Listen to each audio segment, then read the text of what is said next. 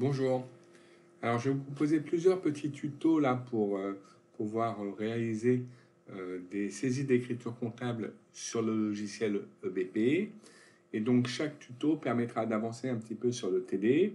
Ce TD vous prendra en tout plusieurs séances.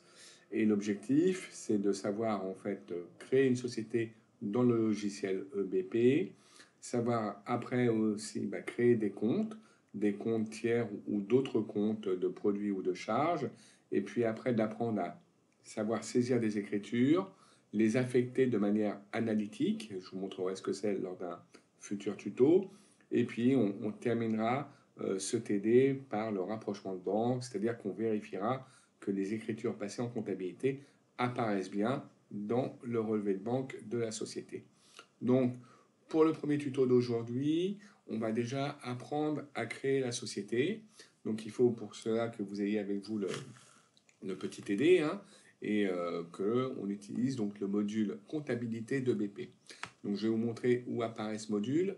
Donc, ce module sur les postes, il apparaît ici, soit avec cette icône-là, si c'est EBP 2018. Si la nouvelle version d'EBP est installée, ça sera cette icône-là. En tout cas, à chaque fois, c'est EBP Compta. Là, donc, on va prendre la dernière version, la version de 2020. On ouvre. Alors, c'est toujours un peu long l'ouverture de BP, hein, parce que c'est un gros logiciel qui tourne derrière. Donc, ça prend toujours un petit peu de temps.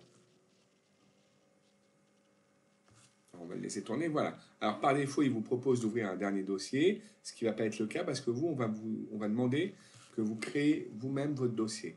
Donc, on va faire création d'un nouveau dossier, ici, voilà. Et là, vous allez avoir un assistant qui va vous aider en fait à créer ce dossier et vous allez suivre les différentes étapes de cet assistant. Donc, dans un premier temps, vous suivez bêtement ce qui est proposé. Pour l'instant, on va utiliser uniquement EBP Compta. On pourrait le lier avec les autres applications de BP pour gérer les immobilisations, gérer de la facturation, gérer de la paye ou gérer même des relations commerciales. Mais en première année, on s'occupe uniquement de gérer la comptabilité. Donc, on va juste inclure EBP Compta, ce qui permettra d'aller plus vite au niveau de la création de la société. Alors, on travaille avec un moteur de base de données qui est toujours SQL Server. Donc, il faudra cliquer tout le temps sur Microsoft SQL Server. Et là, vous êtes à la fois, le poste sur lequel vous êtes est à la fois client et serveur, c'est-à-dire que sur le poste, il y a à la fois le logiciel et les données que l'on va intégrer dans ce logiciel. J'en profite au moment de cette étape-là pour vous dire qu'à chaque séance de TD, il vous faudra utiliser le même ordinateur parce que vos informations ne seront pas enregistrées sur le réseau, mais directement sur le poste sur lequel vous êtes. Donc, pour toutes les séances de BP, il faudra tout le temps conserver le même ordinateur. On poursuit, on fait suivant, et là, vous donnez le nom de votre dossier. Alors, comme on va tous travailler sur la même société, eh bien, le mieux, c'est de donner un nom qui représente une société que vous pourrez retrouver après. Donc, le mieux, c'est de mettre votre nom de famille. Donc, moi, par exemple, je vais mettre Noël pour le nom de famille. Et après, vous mettez, si vous êtes en formation initiale ou en formation alternance. Donc là, on va considérer que vous êtes en formation initiale. Donc, on va faire FI. Un petit message qui apparaît là, donc à l'intérieur. Et puis après, vous allez mettre votre groupe. Donc là, partant du principe que je travaille avec le groupe C, et ben je vais mettre groupe C.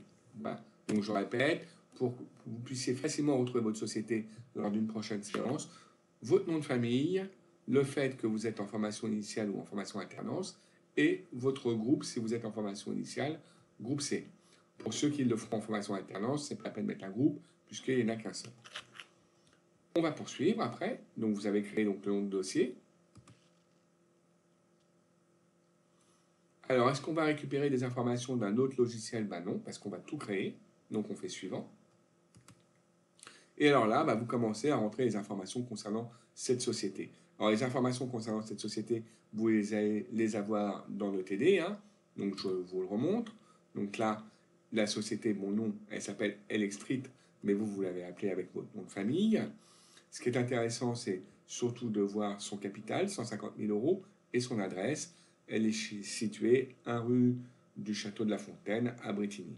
Donc, dans un premier temps, on va mettre vraiment très peu d'informations, seules celles qui nous intéressent. Donc là, 1 rue de la Fontaine,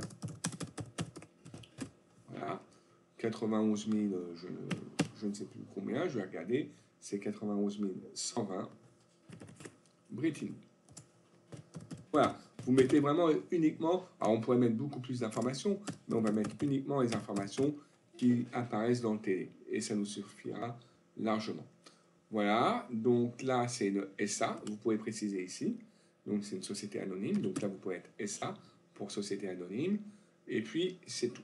Et on fait suivant.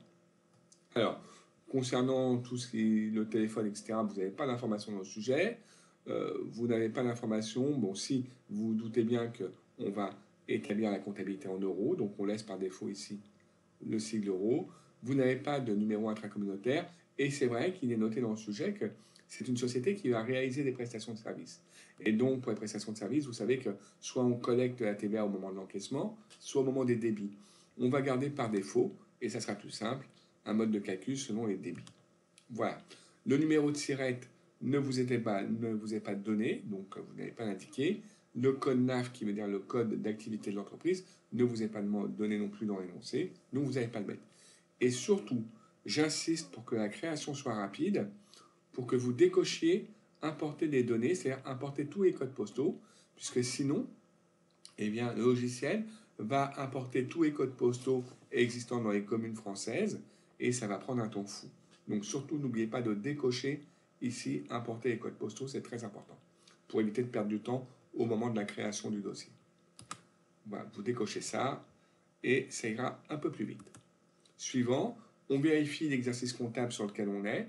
Là, vous verrez dans l'énoncé qu'on est bien du 1er janvier 2020 au 31/12/2020, que le prochain exercice sera en 2021, pas de souci, et que le plan comptable qu'on va utiliser pour passer nos écritures est le plan comptable général de base. Donc, pas de problème par rapport à ça.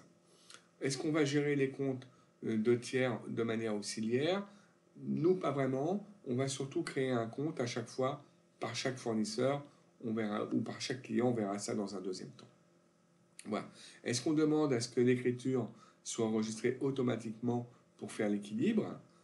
Est-ce qu'on propose directement le lettrage? Je vous propose qu'on décoche ces deux options, ça vous obligera à le faire, et c'est pas plus mal. On va faire suivant. Alors, on n'a pas besoin de beaucoup de ces fonctionnalités-là. On n'a pas besoin de gérer d'échéance parce qu'on ne va pas gérer des délais de paiement. Alors, on vous dit que si on décoche ça, vous ne pourrez pas gérer la TVA sur les encaissements.